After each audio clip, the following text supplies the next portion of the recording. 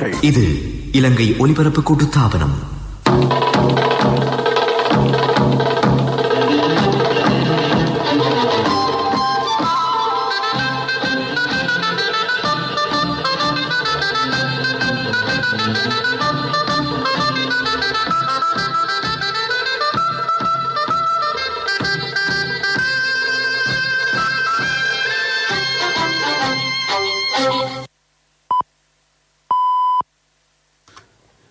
நேரம் 9 மணி. இலங்கை ஒலிபரப்பு கூட்டுத்தாபனம் செய்திகள். செய்தி ஆசிரியர் MC நஜிமுதீன். வாசிப்பவர் இர்ஷாடே காதர். தலைப்புச் செய்திகள். புத்தளம் கர்வலவிஸ்கவ நெலும் வெவவில் இன்று நடைபெற்ற கிராமத்துடன் கலந்துரையாடல் நிகழ்ச்சியின் போது மக்கள் முன்வைத்த பல்வேறு பிரச்சினைகளுக்கு தீர்வு. ஐக்கிய நாடுகள் மனித உரிமைகள் பேரவையின் பிரேரணைகளை எதிர்கொள்ள அரசாங்கம் தயார். உள்ளூராட்சி மன்ற நிறுவனங்களின் சட்டத்தை மறுசீரமைக்க நடவடிக்கை. குறுகிய கால பாவனைக்கு பயன்படுத்தப்படும் பிளாஸ்டிக் பொருட்களுக்கு மார்ச் மாதம் 31 தடை. இந்தோனேஷியாவில் வெள்ளப்பெருக்கு, ஆயிரக்கணக்கான மக்கள் இடம்பெயர்வு. ஆஸ்திரேலிய பகிரங்க டென்னிஸ் தொடரின் மகளிர் ஒற்றையர் பிரிவில் ஜப்பான் வீராங்கனை நவோமி ஒசாகா சாம்பியன். ஆடவர் ஒற்றையர் பிரிவின் இறுதிப் போட்டி நாளை. புத்தளம் கருவலஸ்கவ நெலும்பெவவில் இன்று நடைபெற்ற கிராமத்துடன் கலந்துரையாடல் நிகழ்ச்சியின் போது மக்கள் முன்வைத்த பல்வேறு பிரச்சினைகளுக்கு தீர்வு வழங்கப்பட்டிருக்கிறது. இந்த நிகழ்வில் பங்கேற்ற ஜனாதிபதி கோட்டாபய ராஜபக்ஷ மக்களின் பிரச்சினைகளை விரைவாக தீர்ப்பதற்கு நடவடிக்கை எடுக்குமாறும் அதிகாரிகளுக்கு பணிப்புரை விடுத்தார். தமது கிராமத்திற்கு ஜனாதிபதி வருகை தந்து தாம் எதிர்கொள்ளும் பிரச்சினைகளை தீர்க்க நடவடிக்கை எடுத்தமைக்காக பிரதேச மக்கள் ஜனாதிபதிக்கு நன்றி தெரிவித்தனர். இதேவேளை வனப்பிரதேசங்களை அழிப்பதற்கு எவருக்கும் அனுமதி வழங்கப்படவில்லை என ஜனாதிபதி கோட்டாபய ராஜபக்ஷ இதன்போது தெரிவித்தார்.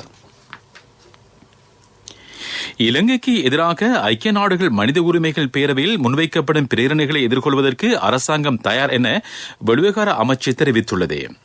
மனித உரிமைகள் ஆணையாளரின் பிரேரணையை நாட்டின் அரசியலமைப்பின் கீழ் நடைமுறைப்படுத்த முடியாதென அரசாங்கம் சுட்டிக்காட்டியிருக்கிறது. இதேவேளை நல்லாட்சி அரசாங்கத்தின் தூர நோக்கற்ற வேலை திட்டங்களினால் இலங்கைக்கு எதிராக பிரேரணை முன்வைப்பதற்கு ஏதுவாக அமைந்ததென அமைச்சர் ரோஹித அபேகுணவரத்ன தெரிவித்திருக்கிறார். உள்ளூராட்சி மன்றங்களின் சட்டங்கள் மறுசீரமைக்கப்பட உள்ளன. குறித்த நிறுவனங்களின் வருமானத்தை அதிகரிக்கும் வகையில் மறுசீரமைப்பு முன்வைக்கப்படும் என அரசாங்கம் அறிவித்துள்ளது. 30 வருட கால பழமை வாய்ந்த இந்த சட்டங்கள் தற்போதைய சூழ்நிலைக்கு பொருத்தமான வகையில் மறுசீரமைப்பதன் தேவை உணரப்பட்டிருக்கின்றது. உள்ளூராட்சி மன்றங்களின் நடவடிக்கைகளில் மக்களை பங்கேற்கச் செய்வதும் இதன் மற்றொரு நோக்கம் என்று அமைச்சர் ஜனக பண்டார தென்னகோன் தெரிவித்துள்ளார். நிதி செலுத்தும் முறைமையை டிஜிட்டல் மயப்படுத்துவது சிறந்ததென மத்திய வங்கியின் ஆளுநர் பேராசிரியர் WD லக்ஷ்மன் தெரிவித்துள்ளார். சர்வதேச தரத்திற்கமைவாக புதிய நடைமுறைகளை பயன்படுத்துவது சிறந்ததென அவர் சுட்டிக்காட்டினார்.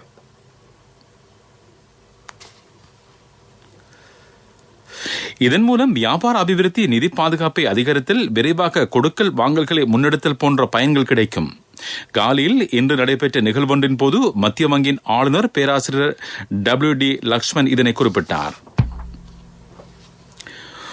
ஒருமுறை மற்றும் குறுகிய கால பாவனைக்கு பயன்படுத்தப்படும் பிளாஸ்டிக் பொருட்களுக்கு மார்ச் மாதம் 31 தடை விதிக்கப்படும் என மத்திய சுற்றாடல் அதிகார சபை அறிவித்துள்ளது.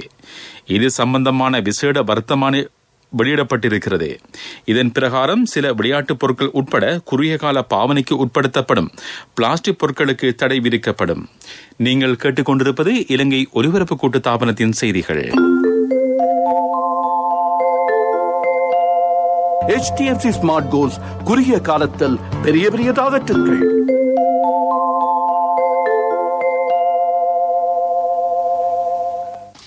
செய்திகள் தொடர்கின்றன. நாட்டில் உள்ள சகல மக்களுக்கும் கோவிட் தடுப்பூசி ஏற்றுவதற்கான நிதி ஒதுக்கப்பட்டிருப்பதாக ராஜாங்க அமைச்சர் அஜித் நிவான் கப்ரால் தெரிவித்துள்ளார். இதேபோல் நாட்டின் பொருளாதாரத்தை கட்டியெழுப்புவதற்கான வேலை திட்டங்கள் முன்னெடுக்கப்பட்டுள்ளதாகவும் அவர் கூறினார். ஏனைய நாடுகளுடன் ஒப்பிடும்போது கோவிட் வைரஸை கட்டுப்படுத்தும் திட்டங்களில் இலங்கை முன்னணி நாடுகளின் பட்டியலில் இடம்பெற்றிருப்பதாகவும் ராஜாங்க அமைச்சர் அஜித் நிவான் கப்ரால் குறிப்பிட்டார். பாராளுமன்ற உறுப்பினர்கள் அனைவருக்கும் கோவிட் தடுப்பூசி ஏற்றுவது முக்கியம் என ராஜாங்க அமைச்சர் பேராசிரியர் சன்ன ஜெயசுமன தெரிவித்திருக்கிறார். பாராளுமன்ற உறுப்பினர்கள் மக்களுடன் தொடர்புகளை பேணுவதால் சகலரது பாதுகாப்பையும் இலக்காக கொண்டு கோவிட் தடுப்பூசி ஏற்றுக்கொள்ளுமாறு ராஜாங்க அமைச்சர் பாராளுமன்ற உறுப்பினர்களிடம் கேட்டுக் கொண்டுள்ளார்.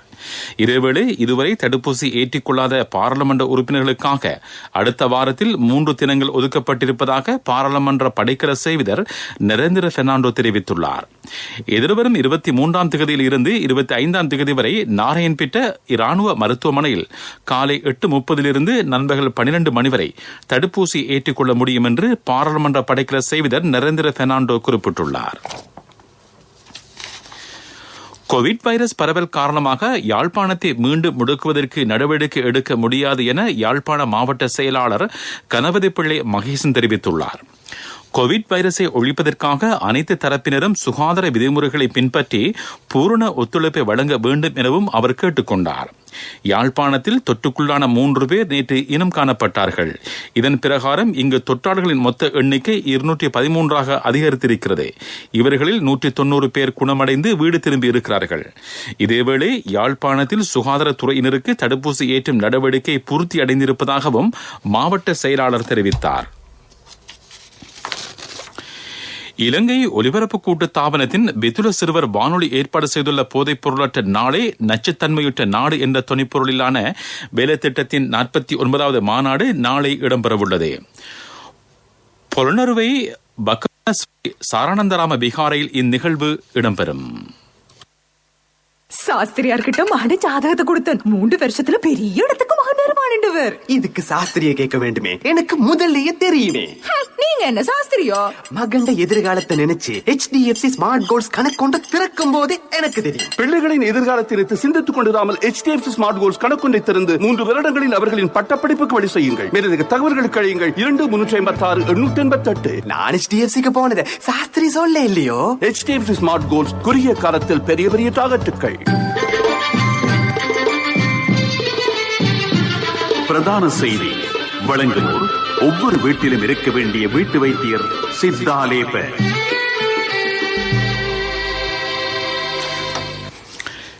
எந்தவொரு சவாலை எதிர்கொள்கின்ற போதிலும் மக்களுக்கு வழங்கப்பட்டிருக்கும் நிவாரணங்களை இல்லாது செய்ய போவதில்லை என ராஜாங்க அமைச்சர் ஷெஹான் சேமசிங்க தெரிவித்திருக்கிறார்.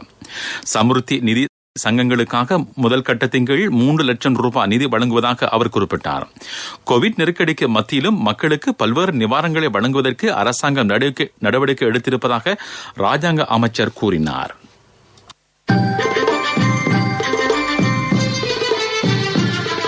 பிரதான செய்தி வழங்கியோர் ஒவ்வொரு வீட்டிலும் இருக்க வேண்டிய வீட்டு வைத்தியர் சித்தாலேப. உங்கள் கவனத்திற்கு மாத்தறையின் சில பிரதேசங்களில் நாளை காலை 8:30 மணியிலிருந்து மாலை 5:30 வரை நீர் விநியோகம் தடைப்படும் என்று நீர் வழங்கல் வடிகாலமைப்பு சபை அறிவித்திருக்கிறது. இதன் பிரகாரம் உயர்மத்த பண்டகசாலை வீதி, காலி வீதி, வல்பல, வேரக்கம்பிட்ட, பிலத்துவ, குமாரத்தாலை மாவத்தை, ராகுல வீதி போன்ற பகுதிகளில் நீர் விநியோகம் தடைப்படும். மாத்திரை ஹக்மன் நீர்க்குழாயில் திருத்த வேலைகள் மேற்கொள்ளப்படுவதனால் நீர் விநியோகம் தடைப்படுவதாக நீர் வழங்கல் வடிகாலமைப்பு சபை அறிவித்திருக்கிறது. பீப்பிள்ஸ் லீசிங் புரட்சியுடன் இணையுங்கள். மகத்தான வட்டி குறைப்புடன் இணையற்ற லீசிங் தவணைகள். விவரங்களுக்கு அருகில் உள்ள பீப்பிள்ஸ் லீசிங் கிளைக்கு வாருங்கள் அல்லது அலைங்கள் 0112-206-300. பீப்பிள்ஸ் லீசிங், நம்பிக்கையின் முதல்வன். உலகச் செய்திகள் அனுசரணை வழங்குவோர் பீப்பிள்ஸ் லீசிங், நம்பிக்கையின் முதல்வன். இந்தோனேஷியாவில் பெய்து வரும் அடைமழை காரணமாக அங்கு வெள்ளப்பெருக்கு ஏற்பட்டிருக்கிறது. இதன் காரணமாக ஆயிரக்கணக்கான மக்கள் பாதுகாப்பான இடங்களை நோக்கி இடம்பெயர்ந்துள்ளதாக அங்கிருந்து வரும் செய்திகள் தெரிவிக்கின்றன. தலைநகர் ஜகார்த்தா உள்ளிட்ட பல்வேறு பிரதேசங்களில் மழை பெய்து வருவதாக இந்தோனேஷியா வானிலை மையம் குறிப்பிட்டிருக்கிறது. அடுத்த வாரம் வரை மழையுடன் கூடிய காலநிலை நீடிக்கலாம் என்றும் வானிலை மையம் எதிர்ப்பு கூறியுள்ளது. இதேவேளை வெள்ளம் ஏற்பட்டிருக்கும் பிரதேசங்களில் மீட்புப் பணிகள் துரிதமாக இடம்பெற்று வருவதாக அந்நாட்டு அனர்த்த நிவாரண முகாமைத்துவ பிரிவு தெரிவித்துள்ளது. சிரியா அரசுக்கு ஆதரவாக செயற்படும் ரஷ்ய விமானப்படை நடத்திய தாக்குதல்களில் 21 IS பயங்கரவாதிகள் கொல்லப்பட்டுள்ளனர். சிரியாவில் IS பயங்கரவாத அமைப்பினரை இலக்கு வைத்து ரஷ்ய விமானப்படை நேற்று பல தடவைகள் வான்வழி தாக்குதல் நடத்தியது. அலப்பே, ஹம்மா, ரக்கா ஆகிய மாகாணங்களின் பாலைவன பிரதேசத்தில் நடத்தப்பட்ட தாக்குதலின் போது இந்த பயங்கரவாதிகள் கொல்லப்பட்டிருக்கிறார்கள். இதேவேளை அரசு சார்பு படையினர் மீது பயங்கரவாதிகள் மேற்கொண்ட தாக்குதலில் 8 வீரர்கள் உயிரிழந்திருப்பதாக சர்வதேச ஊடகங்கள் தெரிவித்துள்ளன. பீப்பிள்ஸ் லீசிங் லீசிங் புரட்சியுடன் இணையுங்கள். மகத்தான வட்டி குறைப்படன் இணையற்ற லீசிங் தவணைகள். விவரங்களுக்கு அருகில் உள்ள பீப்பிள்ஸ் லீசிங் கிளைக்கு வாருங்கள் அல்லது அலைங்கள் 01122600. பீப்பிள்ஸ் லீசிங் நம்பிக்கையின் முதல்வன். அபிவிருத்தி செய்திகள். நாட்டில் 796 தேசிய பாடசாலைகளை புதிதாக ஆரம்பிக்கப்படும் என கல்வி அமைச்சர் பேராசிரியர் ஜி.எல். பீரிஸ் தெரிவித்திருக்கிறார். 2 கட்டங்களின் கீழ் இந்த வேலை திட்டம் முன்னெடுக்கப்படும். முதற்கட்டத்தில் 123 பாடசாலைகளும், இரண்டாவது கட்டத்தில் 673 பாடசாலைகளும் தேசிய பாடசாலைகளாக தரமுயர்த்தப்படும் என்று கல்வி அமைச்சர் பேராசிரியர் ஜி.எல். பீரிஸ் கூறினார். விளையாட்டுச் செய்திகள்.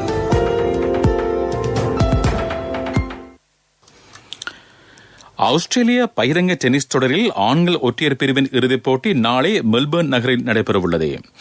இந்த போட்டியில் ஜோகோவிச் மற்றும் மெட்வெடேவ் ஆகியோர் பல பரீட்சை நடத்தவுள்ளனர். இதேவேளை மகளிர் ஒற்றையர் பிரிவில் ஜப்பான் வீராங்கனை நவோமி ஒசாகா வெற்றியிட்டிருக்கிறார். மெல்பர்ன் நகரில் இன்று நடைபெற்ற இந்த போட்டியில் அமெரிக்க வீராங்கனை ஜெனிஃபர் பிராடியை நவோமி ஒசாகா எதிர்கொண்டார். 6-4, 6-3 என்ற நேர் செட்களில் நவோமி ஒசாகா ஜெனிஃபர் பிராடியை தோற்கடித்தார். இதன் மூலம் இந்த வருடத்தின் முதல் கிராண்ட் ஸ்லாம் அந்தஸ்து பெற்ற ஆஸ்திரேலிய பகிரங்க டென்னிஸ் போட்டியில் மகளிர் ஒற்றையர் பிரிவின் சாம்பியனாக நவோமி ஒசாகா முடிசூடிக் கொண்டார். முதலாம் தரத்திற்கு சேரவிருக்கும் சின்னம் சிறார்களுக்கு தேசிய சேமிப்பு வங்கியின் ஹப்பன் கணக்கின் ஊடாக 1000 ரூபாய் சேமிப்பு. நாடு தழுவிய பரந்த கிளைகள் மற்றும் உப தபால் காரியாலய வலையமைப்பின் ஊடான கொடுக்கல் வாங்கல் செய்யும் வசதி. வர்த்தக செய்தி அனுசரணை. தேசிய சேமிப்பு வங்கி, உங்கள் பணத்திற்கு பாதுகாப்பான இடம். கடந்த வாரத்துடன் ஒப்பிடும்போது இன்று மெனிங் சந்தையில் மரக்கறிகளின் விலை குறைவடைந்திருப்பதாக மெனிங் வர்த்தக சங்கத்தின் செயலாளர் காமனி ஹந்துன்கே தெரிவித்திருக்கிறார்.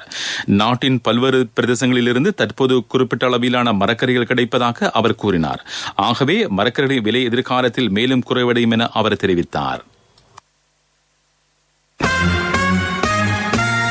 வர்த்தக செய்தி அனுசரணை.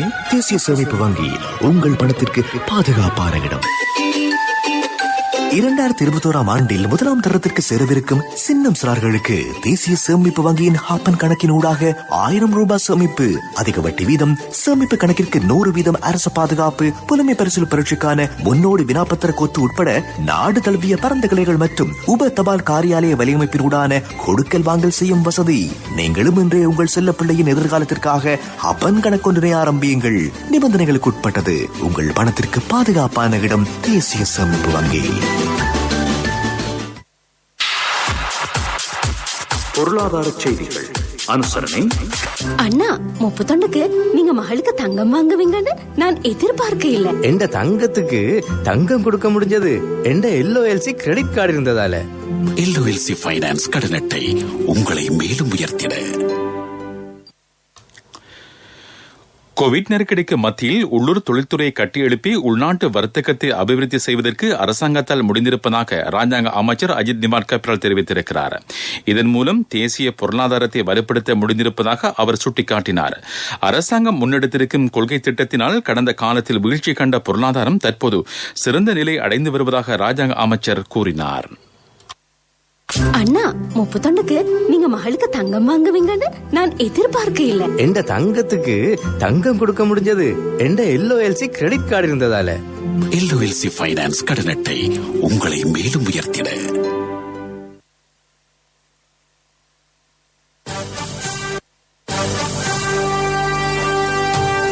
காலநிலை அறிக்கை.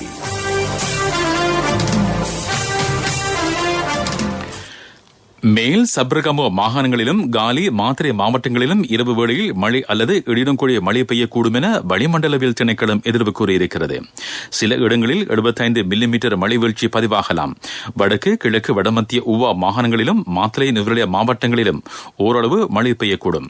மத்திய சப்ரகமோ ஊவா மாகாணங்களிலும் காலி மாத்திரை மாவட்டங்களிலும் காலை வேளையில் பனிமூட்டம் காணப்படும் என திணைக்களம் விடுத்திருக்கும் அறிக்கையில் குறிப்பிடப்பட்டிருக்கிறது. மீண்டும் தலைப்புச் செய்திகள். புத்தளம் கருவலஸ்கவ நெனம்பவில் இன்று நடைபெற்ற கிராமத்துடன் கலந்துரையாடல் நிகழ்ச்சியின் போது மக்கள் முன்வைத்த பல்வேறு பிரச்சனைகளுக்கு தீர்வு. ஐக்கிய நாடுகள் மனித உரிமைகள் பேரவையின் பிரேரணைகளை எதிர்கொள்ள அரசாங்கம் தயார். உள்ளூராட்சி மன்ற நிறுவனங்களின் சட்டத்தை மறுசீரமைக்க நடவடிக்கை. குறுகிய கால பாவனைக்கு பயன்படுத்தப்படும் பிளாஸ்டிக் பொருட்களுக்கு மார்ச் மாதம் 31ஆம் தேதியுடன் தடை. இந்தோனேஷியாவில் வெள்ளப்பெருக்கு, ஆயிரக்கணக்கான மக்கள் இடம்பெயர்வு. ஆஸ்திரேலிய பயிரங்க டென்னிஸ் தொடரின் மகளிர் ஒற்றையர் பிரிவில் ஜப்பான் வீராங்கனை நவோமி ஒசாகா சாம்பியன். ஆடவர் ஒற்றையர் பிரிவின் இறுதிப் போட்டி நாளை. இத்துடன் செய்திகள் முடிவடைந்தன.